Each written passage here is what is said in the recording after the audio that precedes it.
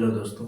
मैं एक railway employ हूँ और पिछले साल एनटीपीसी ग्रेजुएट में 8 नंबर से मेरा सीबीटी वन डिस्क्वालीफाई हो गया और एनटीपीसी अंडर ग्रेजुएट में मैं 2 नंबर से सीबीटी वन में डिस्क्वालीफाई हो गया। एनटीपीसी ग्रेजुएट में मेरा 8 नंबर से डिस्क्वालीफाई होने के पीछे का रीज़न ये है कि मैंने अच्छे से सीरियसनेस और डेडिकेशन के साथ तैयारी नहीं करा, अच्छे से रिवीजन नहीं किया मैंने, मॉक टेस्ट को भी अच्छे से एनालिसिस नहीं किया और इम्प्रूवमेंट पे ध्यान नहीं दिया।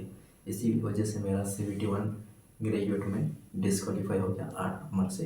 अगर मैं अच्छे से डेडिकेशन के साथ कंटिन्यूसली अच्छे से तैयारी करता, रिवीजन करता, तो इसमें सीबीटी वन क्वालिफाई हो जाता। और बात रही अंडर ग्रेजुएट की, तो उसमें भी सीबीटी वन में 2 नंबर से डिस्क्वालीफाई हो गया। इस चीज़ का मुझे दुख तो था कि मैं 2 नंबर से डिस्क्वालीफाई हो गया, बहुत पास में पहुंच गया था, फिर भी डिस्क्वालीफाई हो गया। इसके पीछे का भी यही रीज़न है कि मैंने एग्ज़ाम पास आने के बाद भी अच्छे से पढ़ाई नहीं करा, रिवीजन नहीं करा, मॉक टेस्ट नहीं लगाए, एनालिसिस नहीं करा। तो इस वजह से इसमें भी मेरे 2 नंबर से सिलेक्शन नहीं हुआ। और उसके बाद में एनटीपीसी 2025 वाली जो वैकेंसी आई थी, उसका फॉर्म फिल करने में मैंने 25 दिन लगा दिए, जो कि बहुत ज़्यादा समय है। कम से कम या ज़्यादा से ज़्यादा 5 से 7 दिन के अंदर अंदर फॉर्म फिल कर देना चाहिए था। बट मैंने हर एक पोस्ट के बारे में बहुत सारे वीडियोस देखे और हर एक पोस्ट को वो पोस्ट प्रेफरेंस में फर्स्ट पे ये आ गई तो क्या होगा, ये मिल गई तो क्या होगा, ये सोच सोच के बहुत ज़्यादा टाइम वेस्ट कर दिया और फॉर्म फिल करने में बहुत ज़्यादा टाइम ले लिया, जो कि 25 दिन थे। अब मैं यहाँ आपको मोटिवेशन देने नहीं आया हूँ, क्योंकि मैंने खुद ने बहुत ज़्यादा समय बर्बाद कर दिया है। 60 दिन हो चुके हैं, पढ़ाई बिल्कुल भी नहीं की मैंने, और आज से मैं एनटीपीसी के लिए फिर से पढ़ने जा रहा हूँ। और ये जो मेरी रियल जर्नी है मैं आपके साथ शेयर करूँगा। अगर आप भी रेलवे एग्ज़ाम की तैयारी कर रहे हो तो चलो साथ में मिलकर मेहनत करते हैं। जय माँ सरस्वती। आज से मैं शुरू कर रहा हूँ पॉलिटी के लेक्चर, जो कि मैंने परमार सर का बैच ले रखा है, जीके वाला। और ये मेरे 2019 के नोट्स हैं जो मैंने कोचिंग में बनाए थे। बहुत ही बेसिक प्रकार के नोट्स थे।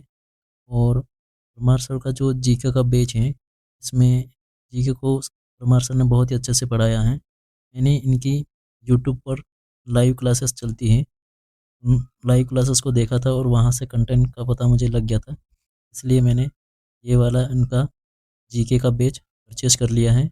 और जीके में मेरे बहुत कम नंबर आए थे एनटीपीसी ग्रेजुएट में, अंडर ग्रेजुएट में। और आरपीएफ का एग्ज़ाम दिया था, उसमें भी जीके मेरा बहुत ही वीक रहा है। इसलिए मैंने ये कोर्स परचेस कर लिया है। और जो भी अब इम्प्रूवमेंट है, मैं अपने जीके को इम्प्रूव करूँगा, उसमें अपने मार्क्स को इंक्रीज करना है मुझे। इसीलिए इस बैच को मैंने लिया है। आज लेक्चर 1 से स्टार्ट कर रहा हूँ और धीरे धीरे सभी लेक्चर्स को पढ़ना पड़ेगा और उसको रिवीजन अच्छे से करना होगा, तभी जाकर कुछ मार्क्स में इंक्रीज देखने को मिलेगा। पहला 1 घंटा कंप्लीट हो चुका है पॉलिटी लेक्चर अटेंड करने में। बहुत अच्छा कंटेंट है, सर ने बहुत अच्छे तरीके से एक्सप्लेन किया है और समझ में भी पूरा आ रहा है। बहुत डीपली जाके, और जितने भी पीआईक्यू अभी लेटेस्ट आ रहे हैं उस हिसाब से सर कंटेंट दे रहे हैं। बहुत अच्छा कंटेंट है और इसमें अच्छे तरीके से समझ में आ रहा है।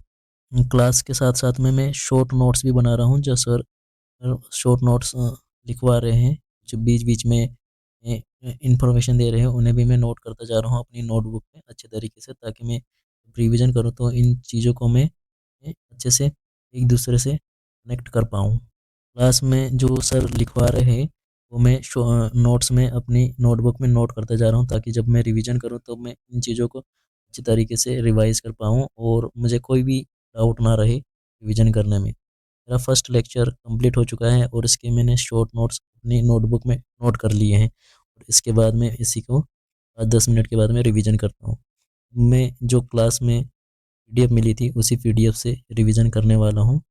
और क्लास जैसे ही कंप्लीट होती है, आप भी अपने 5 से 10 मिनट का ब्रेक लेने के बाद में फर्स्ट रिवीजन तो तभी कर लीजिए, चाहे इसे 15 से 20 मिनट या आधा घंटा लगे, पर उसे रिवाइज जरूर कर लीजिए, ताकि नेक्स्ट रिवीजन आपका तीसरे दिन कर लीजिए। तीसरा रिवीजन वीक में एक बार कर लीजिए। इससे चीज़ें बहुत जल्दी आपको याद होने लगेंगी और आपके सबकॉन्शियस माइंड में वो डाटा सेव होने लग जाएगा। पीडीएफ से सभी चीज़ें पढ़ने के बाद में मैंने इसको अच्छे से एक बार मेमोराइज़ कर लिया और ये मेरा लेक्चर 1 की पीडीएफ कंप्लीट करने के बाद में मैं लेक्चर 2 तरफ जाता हूँ। थोड़ा-सा ब्रेक लेता हूँ और पॉलिटिकल लेक्चर 2 स्टार्ट कर देता हूँ। लेक्चर 2 में भी मैं पहले वीडियो लेक्चर को अच्छे से देखूँगा और उसके जो भी शॉर्ट नोट्स रहेंगे मैं उन्हें अपनी नोटबुक में नोट कर लूँगा।